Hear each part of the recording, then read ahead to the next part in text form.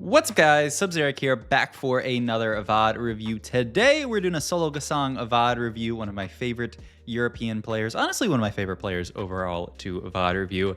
I feel like this guy he puts in so much work. If you ever, honestly, I wish I understood German so I could watch his streams for the actual analysis portion of it, because he does really good just analysis at the start of every stream, going through profiles, watching VODs and stuff like that, trying to figure out what the the good lines are and learning from other people, which I think if you're someone who has that amount of time to dedicate to TFT, I think that is a really good way to do it. Just spend some time analyzing, learning, and then putting that into practice in some games. There's definitely diminishing returns of playing a trillion games of TFT. And so today we're going to watch Sologesang play a comp that I'm very, very interested in. And as somebody who is refining these lines, is playing every line to its best, I am really excited to see him play into it here. And he honestly starts off with holding a lot of the units that actually make sense for this line. So we have what looks to me like a Shojin plus a bow opener here. Yeah, you could go other stuff. You're never slamming GS as your first item. You could go Shiv, but Shiv with sword open is a very, very awkward slam because sword often slams into AD items. So Shojin with bow open is makes more sense to play into an AP line here. And then if you do make that Shojin slam, there's basically a few lines that you can play into. The most common one from here would be a Street Demon brand type setup, but there is another line that is getting a lot stronger. It got buffed this patch, it got buffed last patch, and it's getting a lot better. And we do have a very good augment into it, which is, if we'll take it here, we'll see what Mr. Yeah, and look at that. Grabs the Pandora's Bench and types in chat Zyra, Sera here from the start, and actually starts off with Zyra too, which is fantastic here. And now we're gonna start rolling these one costs. So this is going to be a Techie Bruiser reroll game here. He's actually going to field the Fiddlesticks on this board as front line, just saying this Fiddle is actually going to be better on the board. And yep, throw Alistar Mundo into the planner here. And the idea with this comp is there's 2 1-cost Techies that you can roll. There are 2 1-cost Bruisers that you can roll. And the 1-cost Bruiser Dr. Mundo has synergy with Zyra. So it's very easy to play a very quick, early game of 2 Bruiser, 2 Techie, and then eventually, you have Mordekaiser to link them up later. You have Brand that helps link them up later. Like the synergies are abundant with this comp, and nice start with Pandora's means that we can actually just start rerolling these 1-costs faster and accelerate to get there, because it is a lot, right? 4 1-costs that you can potentially 3-star in this comp: Zyra, Seraphine, Dr. Mundo, and Alistar here. I will say, from my experience just watching, it definitely seems like people prefer to play for Zyra as the main carry, and they prefer to play for Mundo as the main tank. This is because, they're the Street Demon ones, and we are going to be playing towards Street Demon later. Now, I think if you find an early, Alistar 3, are you going to itemize Mundo 2 over him? No, that seems crazy. And probably also if you find a Seraphine 3, you're going to itemize her, but it definitely seems like as I look at people's final boards with this comp, very frequently they have all their items on Zyra and barely anything on Seraphine. It is kind of another question as well, especially this patch where there's so many fewer item components rolling around. Is there a way for us to actually itemize both the Zyra and the Seraphine with damage items? You'd want some kind of item augment at 3-2 probably to get there. But we'll see. Off carousel here, I wouldn't mind just grabbing a red buff here. He's looking at, oh, I thought he was looking at Nashers, and I think he was looking at the red buff, but can't end up grabbing it here. So we do grab this giant spell, which could be Nashers. I don't have a really good picture in my head of BIS here, so I'm curious on a couple things. One, if he does want to slam Nashers, and 2, I'm just going to explore out Zyra 3 here and see what we got going on. This is the portal where you split up. I thought it was the Alistar, because this one looked like the gold tree, so it's kind of weird. I thought that was Alistar portal. Yeah, the statistics don't love, and I'm just pulling these over here. This is legit just Zyra 3 item count. No other filters. They actually kind of hate Shojin, which is quite weird to me. I think this is a little bit of kind of bias of, if you are playing Zyra 3, oftentimes you can just move items over to, you can have items on brand as well. So maybe that's the idea, is that having Shojin on Zyra is bad because you're losing the opportunity cost of having it onto somebody like brand, because it's not straightforward to me why Shojin would be a bad item on a unit like Zyra. She's 60 mana, so it's not like you would love to go blue buff on her. Great stats, but she's very low sample here. So yeah, I think these builds seem quite reasonable to me. Stuff and yeah, Shojin double damage here seems to be JG makes the most sense, but Nashor's looks perfectly serviceable, actually. Shojin Nashor's JG looks almost the same as Guardbreaker JG. This build looks really nice. The Death Cap JG, which makes sense, just double damage and get her to just blow people up. And actually, these builds look very solid as well. Shojin Nashor's with the Death Cap and the Archangels. Interesting. Yeah, interesting. Okay. So, and Shojin Nashor's Guardbreaker looking like actually one of her best builds. So honestly, we'll solo slam a Nashor's here, because honestly, the stats kind of support it. It looks like we're not going to make it. I will say, Dr. Mundo, when you're, and let's throw Mundo 3 into this planner as well, and we can start talking about Mundo items as well, because I will say Mundo, when you are playing around her, like this is probably why Nash is a little bit hard to itemize, is because you want these belts for Mundo, right? I mean, triple tank items onto Mundo looks really, I mean, it makes sense, right? He is a unit that just cares about being super tanky. He gets that extra 30% max HP from everything, and then his ability also scales off of HP, so having a lot of HP is good, and then just give him stats that scale with HP makes sense. So just, I mean, he's not really a caster carry, he's more of like a caster tank, he's more of like a pure tank type unit. So that's, I think, the way that you should think about him. We are getting close to the phase where you could, I mean, we're not double pair here of one cost here, so I don't think you do roll, but it does get interesting with Pandora's Bench when you have a few pairs of units if you want to decide to actually roll. Because rolling a 2-star is, I mean, so much more efficient than rolling a 1-star, obviously, of any, you know, of a 1-cost unit here. If we hit a Zyra 2, we are legit just at Zyra 3.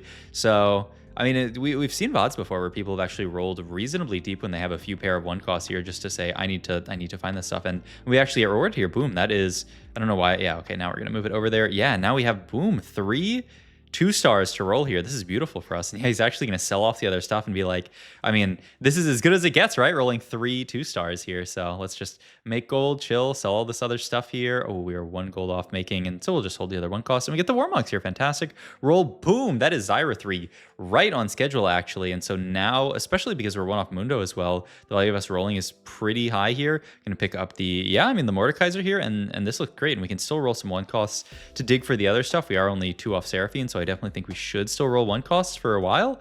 But I mean, this is actually perfect. Hitting the Mundo and the Zyra quickly is actually a pretty high roll for Mr. Solo here, because like I was saying, I feel like these are the ones that people are very excited about playing around. They love the Zyra and the Mundo and the Seraphine and the Alistar. I mean, they're good. They're certainly good if you hit them.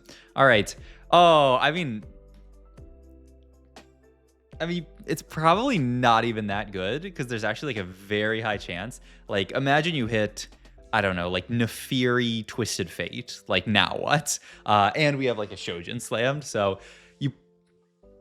I mean, oh my god, this solo guy is so veg though. I cannot actually believe that he didn't take Recon Bob here. And just, I mean, take 2-star 2 costs. Like, that is actually crazy. That, I mean, he looks, he's looking at the 2 costs. He's like, if I hit Graves, man, I'm just gonna FF, which, I mean, that's fair. I mean, that's so tragic. I mean, mana flow is decent. Lineup is, I mean, good in a Bruiser based comp like this, though you don't have the, yeah, okay, we're gonna grab the lineup here. I think it makes sense. And we can fit the Echo in now to get Street Demon on the board. Street Demon just very important as the next in here. Yeah, I mean, there's other stuff that we could fit. I'm curious to see what our 6 is going to look like, because we do have, I don't know why this bar please disappear? I just hovered over it for a second, man. I mean, it'll go away eventually. We just have a few techies in shop that you'd probably want to hold on to here. But yeah, still rolling the 1 cost, hoping to find some Seraphines sooner rather than later here. Maybe I have to like take it full screen and then take it back out of full screen. Okay, there we go. I don't know what the deal with that is, but all right.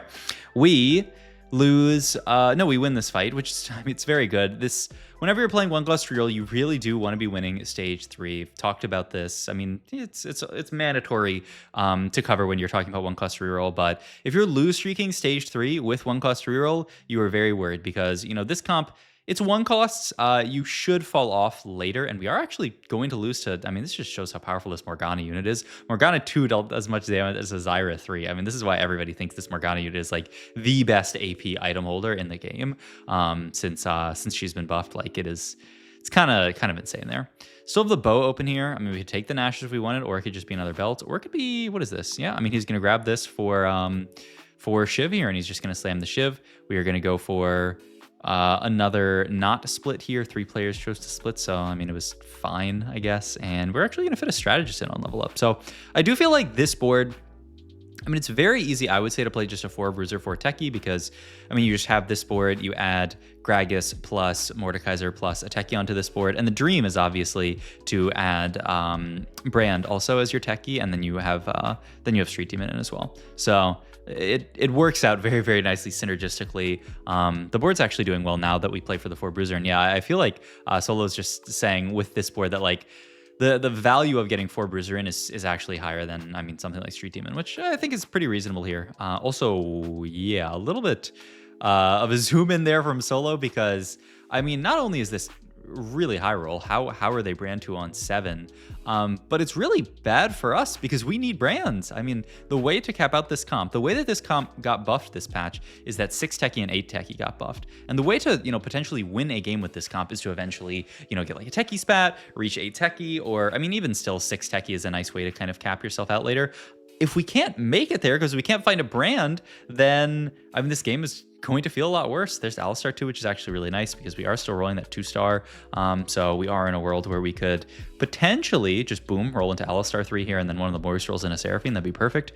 I imagine because of that, we are not going to roll anymore. We're not gonna like roll on 6 or anything like this. We're just gonna look at pushing level here. I'm actually surprised that he sold the dude there, the fiddle, and we do hit the Seraphine, which is nice. We're gonna level up here, get Rengar in. This is a situation where he values the Street Demon higher than 4 Techie because he could very easily play it. He's got Techie sitting in his shop. I think this valuation of the Street Demon over Techie does make a lot of sense, though, when you consider that Street Demon is buffing both of our primary carry and our primary tank, whereas 4 Techie would only buff our primary carry. And once again, like I talked about, you end up in the spot where you're a little bit low on items, right? I mean, it's just there's less items in the game starting with this patch, and it's going to be very hard to itemize the Seraphine as well. Also, wow, that was what's going on there? I don't know why the Solo guy, I feel like he turns his camera on and off so frequently, but okay. Cyberbulk, Blazing Soul, Tomb Raider. I mean, it's not, but like, couldn't it actually be Tomb Raider? But it's not because this augment sucked. But like, if this augment was good, wouldn't this be a great spot for it? 77 HP, we're gonna have a lot of units to itemize. But I just don't think this augment's very good, so I don't think you can take this. But like, almost. Like, the problem is these guys are probably not even close to it, and you can't play down a Prismatic. I mean, Prismatic being 1 completed item manable is so bad. Maybe this should give you a little gold or something. I just, like, this would actually be the spot for it. You need items and you're really healthy, but I still think it's probably just something like Blazing Soul. It's good enough attack speed onto your dudes. Ooh, Movable Object is actually really tempting as well here.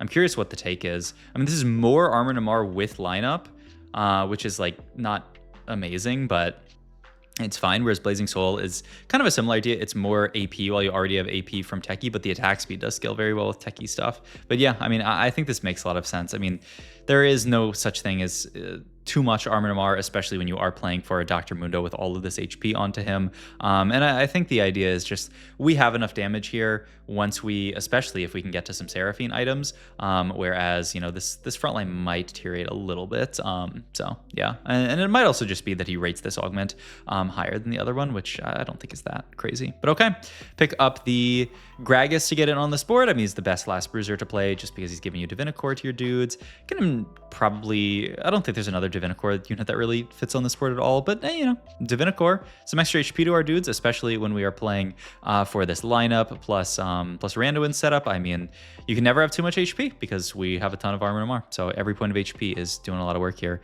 We rotated into the Brand guy. This stage is actually gonna be pretty rough because we lost last fight. We might lose this fight as well, but I mean, people are so strong. I mean, honestly, hats off to this comp to roll into a Street Demon board with a Brand 2 and a Samira. I don't think, yeah, they're stuck on Nico 1. They have like pretty trash frontline, but I mean, that's not a bad board, especially because the Golem does supplement their frontline. It's not a bad board at all. So to just barely lose that fight, I think shows that this comp's pretty solid.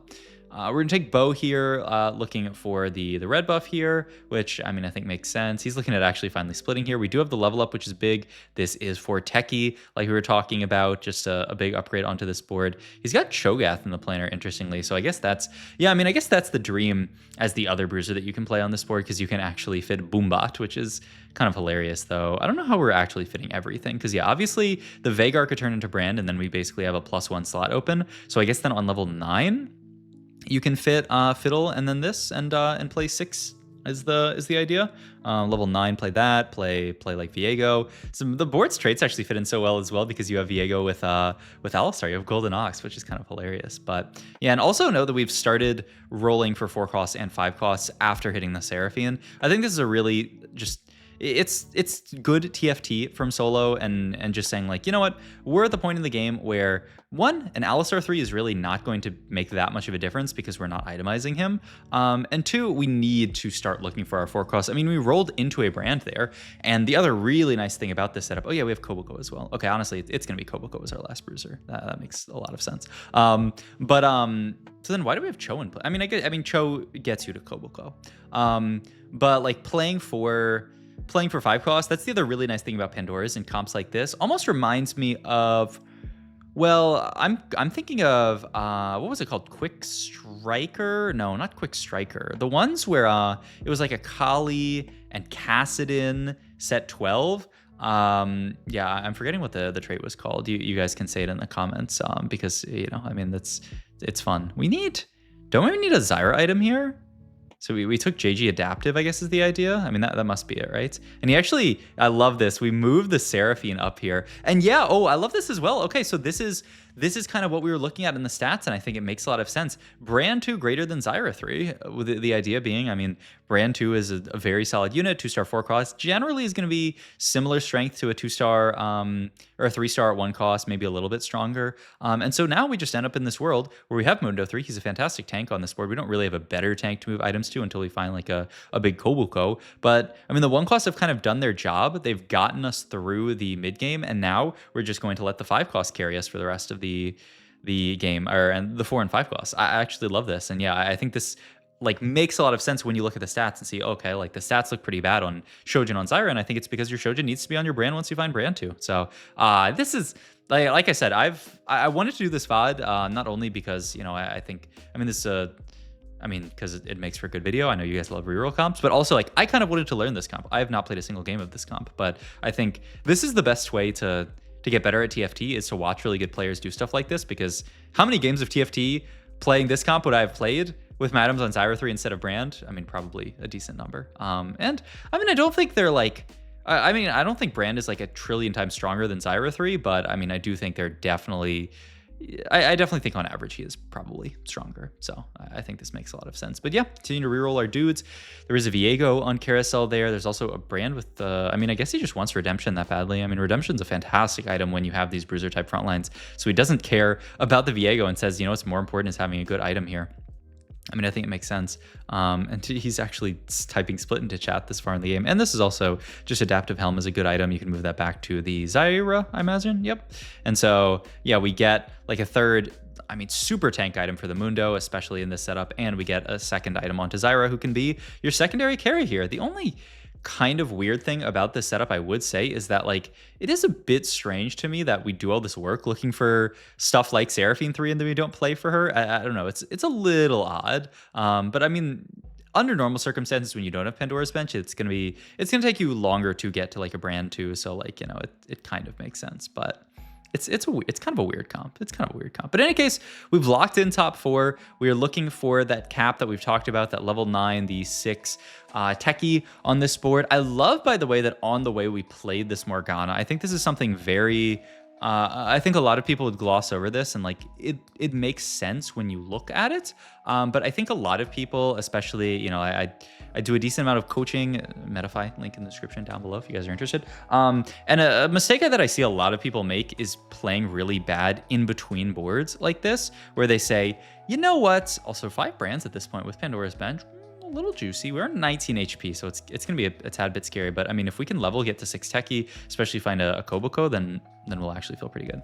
But like a lot of people play very lazy in between boards and say, yes, I know it's not like my strongest board, but I'm just gonna play 5 Techie on the way to 9. And you lose so much playing stuff like that. So I love watching Solo do this and just play his strongest board all the way there. Just play the Morgana. She's fantastic. She's Divinicore with his Gragas, which was really nice, but now we're 6 Techie. I mean, we've made it to level 9, so now we play this. So just playing your strongest board every step of the game, and in a similar way, some people will like pivot out of strong boards because it's easier. They say, oh, I want to play this other board, so I'm going to pivot out of my strong board. It's just like, if you are every single round of TFT playing your strongest board, you will, I mean, you'll always be in a good spot.